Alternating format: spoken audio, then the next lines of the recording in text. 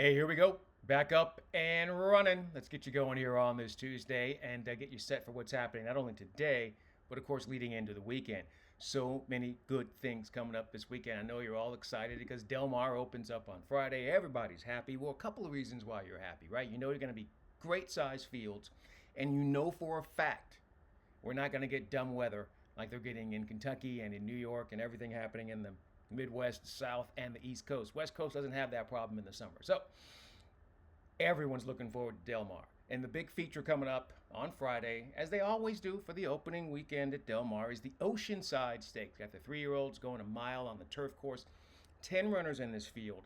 And there's a little bit of everything. You've got some speed, definitely have some class, and you have some serious closers in this race. I'm going to try to find something that's right in between. Let's take a look at what's happening with your pace, though. I felt pretty confident that Mike Smith on Day and Age for Richard Mandela probably going to jump out there and dictate the pace. Will they have some company?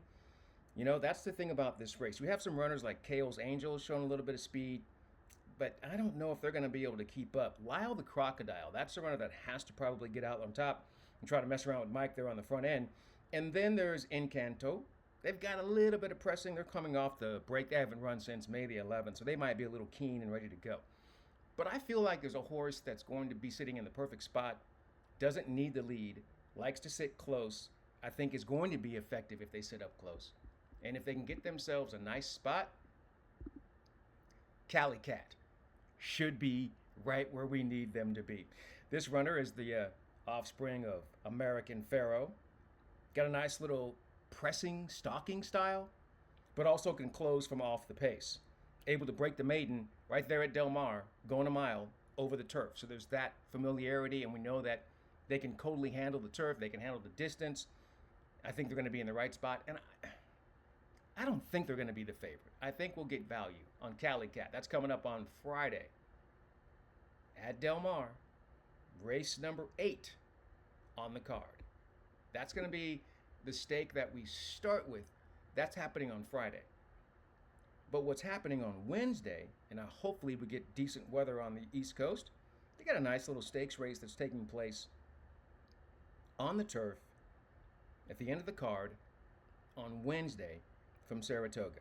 It's going to be race number 9, a mile and a 16th, and it's the Suzi O'Cain Stakes. Wednesday, Saratoga, 11 runners here in the field. You know, this is a really interesting race as well because you're probably going to end up with 8 or 9 runners here in this field, and they should get a little bit of everything to set things up. But there's a runner, and I'm not going to get a big price in this race, so I'm really just trying to focus in on the class and who can get it done. There are horses to the inside that are really, really interesting. You know, Grace and Grit, who's 8-1 in the morning line, is very intriguing. Trail of Gold is very intriguing. That's the 3 in this race. Charlotte's Heart, the 5, is intriguing. Like this whole field from top to bottom. She's Our Tiz, the 8. You know, I thought long and hard about using that runner. But when it was all said and done, I went to the runner that I believe not only had the best performance last time out, but has so much more room to improve. And that's Mommy's Turn. So Mommy's Turn, able to break the maiden 2 starts back, going a mile and a 16th on the turf course, then came right back in a nice little allowance conditioned event.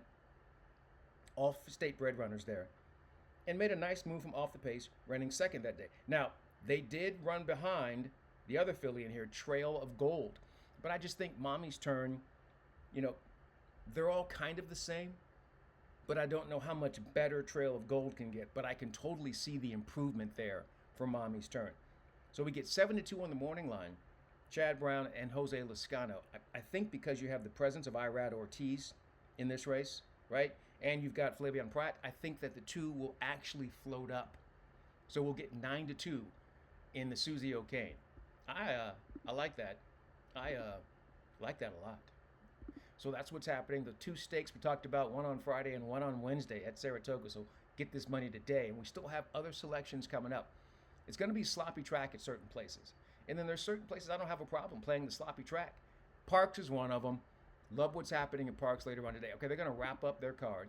It's going to be race number 9, a mile 70 on the dirt. That dirt's going to be sloppy. You get 8 or 9 runners. Now, the thing about this, if they don't have any scratches, which they haven't had any scratches from that race just yet, there's a lot of speed in this race on the sloppy track. I think it sets up beautifully for the 8.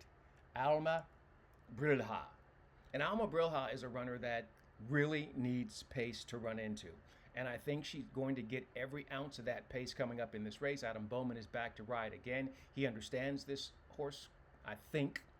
And so they should be in the right spot. As long as they don't lose complete contact with the field, right? You can't be 10 lengths back. That's not going to work for us. But if they're in a good spot, we're going to be in good shape to get the money. That's the 8. Race number 9 there at Parx. That's the 8, Alma Brilha. All right?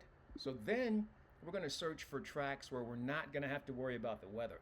And I think I found one coming up here later on. Louisiana Downs has really great action. They have a really nice turf course, nice turf racing, extremely competitive.